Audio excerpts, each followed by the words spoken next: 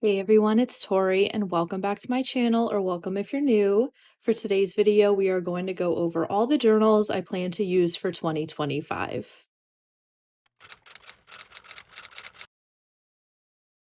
So as you can see here, I have 7 journals that I am planning to use for 2025, definitely. I have a couple others that I'm not quite sure yet because I feel like 7 is already a lot of journals to use for the new year. By the way, if it's a little bit echoey in here, I apologize. I recently moved, so this setup looks exactly the same as it always does, but I'm actually in a brand new space in a new apartment, so if the audio is a little bit different, that's why. I feel like it is a little echoey.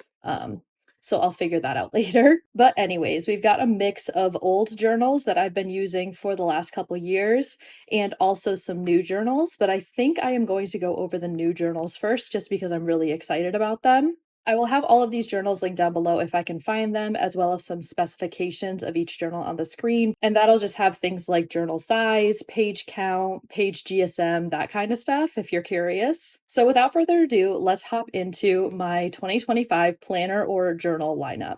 So the first journal we're going to be discussing is going to be the one I am using for my trackers, weeklies, monthly spreads, all that kind of stuff from January to June 2025. And let's take it out of the box here. I actually have started penciling everything in so it's not in the wrapping that it usually comes in. But it's this gorgeous bee journal. I think it's called the Beekeeper Journal from Archer and Olive. It is an A5 size and it's a vegan leather with this embossing. It's absolutely stunning and I knew I wanted to use this at some point in 2025, so I decided to just make it my main journal. You can actually see like a little glimpse of what I've been working on for my 2025 bullet journal setup. I'm really excited, and this journal, like I said before, is just so stunning. So similar to the bee journal, this is going to be the journal I'm going to be using for trackers, weeklies, monthlies, that kind of thing from July through December of 2025. And this one is actually still in the paper. If I open it up, it looks just like this. This is another A5 journal from Archer and Olive. It has this really cute cup of tea with a leaf and the book, so I thought it'd be perfect for the last half of 2025 with all the coziness and the autumn months. I am so excited to use this journal, and this is actually the cloth cover. The other one was vegan leather, this one is a cloth, and now that I'm looking at it, they are both a dark teal green.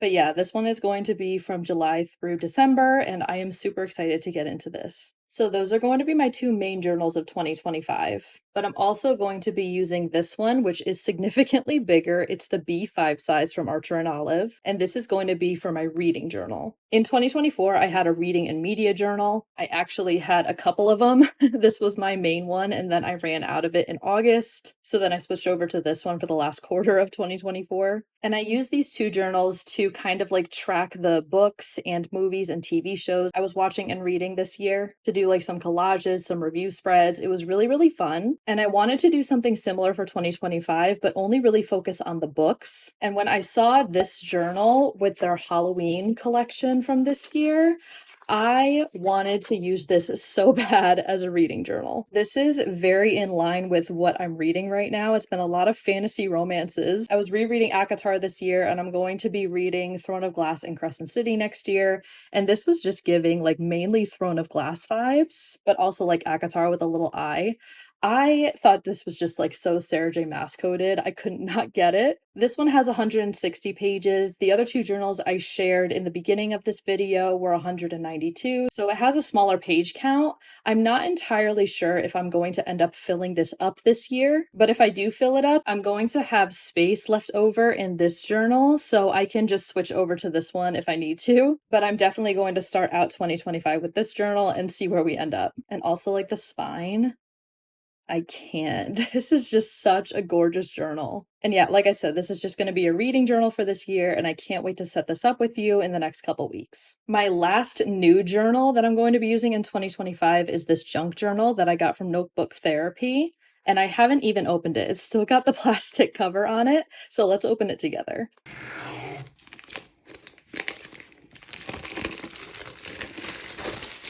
I actually did already have a junk journal and I ended up giving it to my mom, but then I wanted it again, so I ended up buying it for myself again, which is why you might have seen this before on my channel. I've just never used it, and I'm really, really excited to start using it this year. So like I said, this is the junk journal from Notebook Therapy. It's got an exposed spine over here, and what's really interesting about this journal is all the different page types and textures that are on the inside. I'm pretty sure this is an A5 size. If it's not, I will put the size on the screen. But this is so unlike journals that I typically use. So I'm very excited to get my creative juices flowing and try out junk journaling for the first time. I got a little junk journally in my regular journal in my October plane with me. But yeah, I think that's just what got me really excited to try this one out for the new year. So stay tuned for some junk journal content. Now we are going to be getting into the journals that I have already been using, but I'm going to continue using in 2025. And the first one is this traveler size journal from Archer and Olive that has all of my crochet projects in it. I set this up in a video, I'm pretty sure it was last year, so I'll have it linked in the cards if you're interested. But yeah, this is just a place for me to like document all of my plushies that I make. And I honestly have not updated this in a while. I've been meaning to. So I might just do like a whole huge like crochet journal update video next year where I'll do like a flip through of what we got and then also update everything that I've been making for the past few months. So yeah, this is my crochet journal coming with me into 2025. Another journal that I have been using and will continue to use in the new year is my daily journal. And I say daily. The reason I'm still using this journal, this is where I'm at, just like a little more than halfway through the pages. I don't write in this daily. Lately, I've been struggling to write in this weekly. I've actually been using this journal since July of 2022, so it's been over 2 years. And I used to be really good about writing in this journal. I'm not going to share any entries because it's kind of personal, but I want to get better about daily entries again, even like just weekly entries. Like, even if I open this up and write one page every Sunday or something, I will be content. I really want to use this journal more. It's so pretty, you'd think I'd want to open it to use it, but I honestly just forget about it. So this is me reminding myself that I want to write more daily entries or even weekly entries, just entries in general at this point in 2025.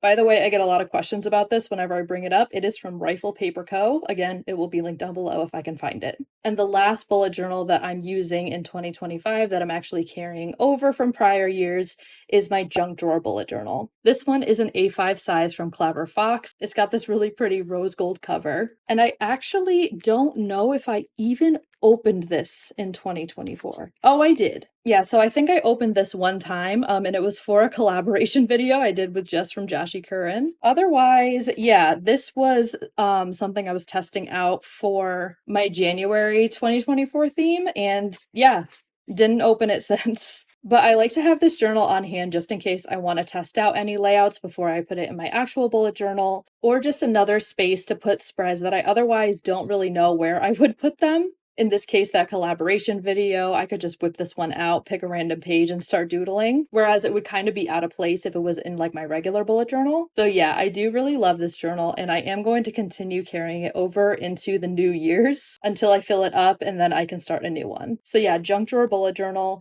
Really love this just for extra spreads. And those are all the journals I plan to use in 2025. I hope you all enjoyed this video. If you did, please give it a thumbs up and don't forget to subscribe while you're here. Also, don't forget to check out my bullet journal social medias. Thank you so much for watching and I will see you in the next one. Bye!